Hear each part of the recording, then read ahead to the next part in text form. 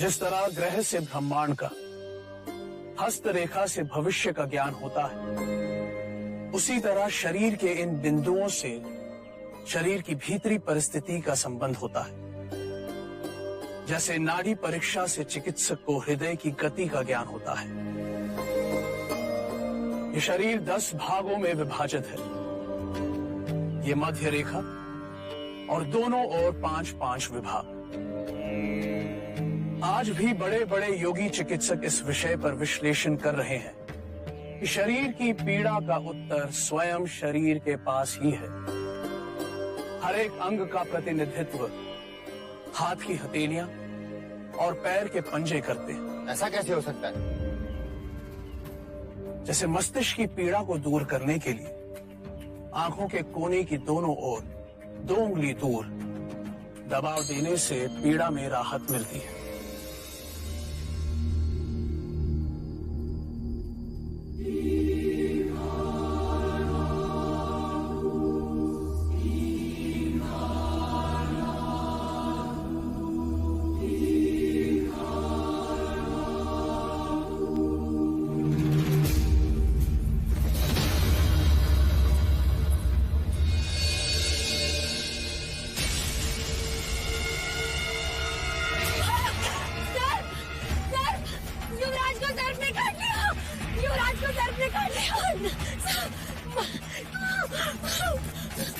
महाराज, युवराज को सर्प ने काट लिया।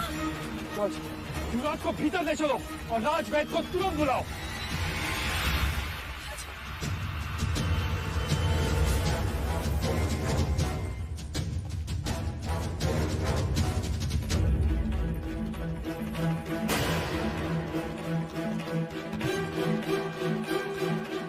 वैद्यराज, युवराज को सर्प ने काटा है, मैंने देखा। परंतु इनके शरीर पर सर्पदंश का तो कोई निशान नहीं है। तो फिर सर्प देखकर डर गए होंगे युवराज, तभी तो बेइज्जत हो गए।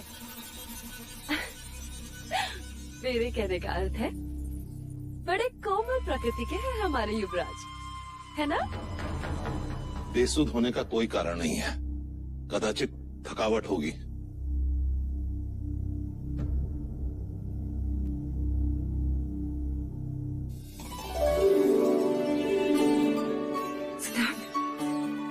अब कैसा लग रहा है युवराज?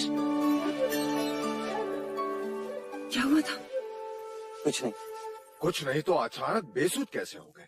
चिंता का कोई कारण नहीं है पिताजी। सिद्धार्थ पुत्र। माँ, इस समय मैं आपको कुछ भी नहीं बता पाऊंगा। मुझे तुरंत आचार्य कौंडिन्य के पास जाना होगा। चलो चलो। सिद्धार्थ, ये तो बताओ हुआ क्या? निश्चिंत रहे पिताजी, लौट कर बताऊंगा सब कुछ।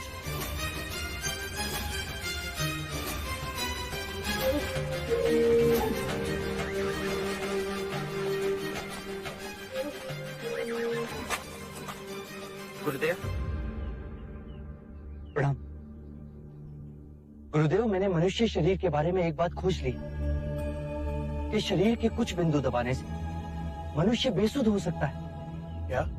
जी गुरुदेव, देखिए।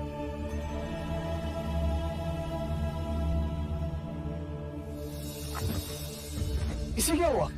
चिंता की कोई आवश्यकता नहीं है गुरुदेव, कुछ पल पश्चात इसे सुध आ जाएगी। कैसे कह सकते हो?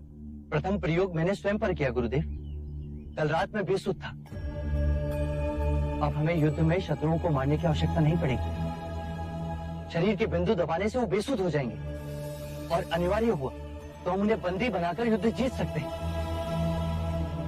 तुम सच में करुणा मूर्ति हो सिद्धार्थ, जो युद्ध में भी अहिंसा को ढूंढ रहे।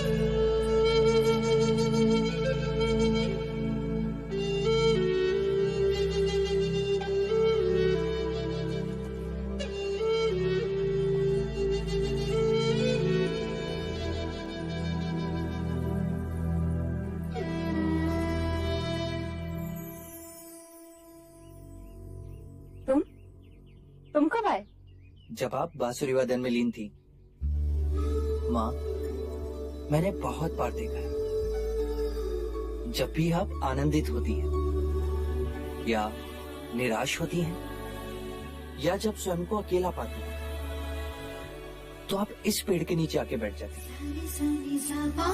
आप क्यों बैठती हैं माँ? इस पेड़ में ऐसा क्या है? ये माया है, मेरी बड़ी बहन।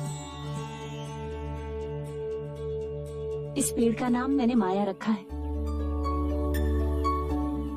इस पेड़ के साथ मेरी बहन जुड़ी है। ये परिवार का एक सदस्य है, बड़ों की तरह हमें छाया प्रदान करता है। ये जीवन भी देता है, पक्षियों के सुर में संगीत सुनाता है, मानो हमारा ख्याल रख रहा हो। जगमग है जिससे जग सारा, सत्य कथा पुरुषार्थ कथा।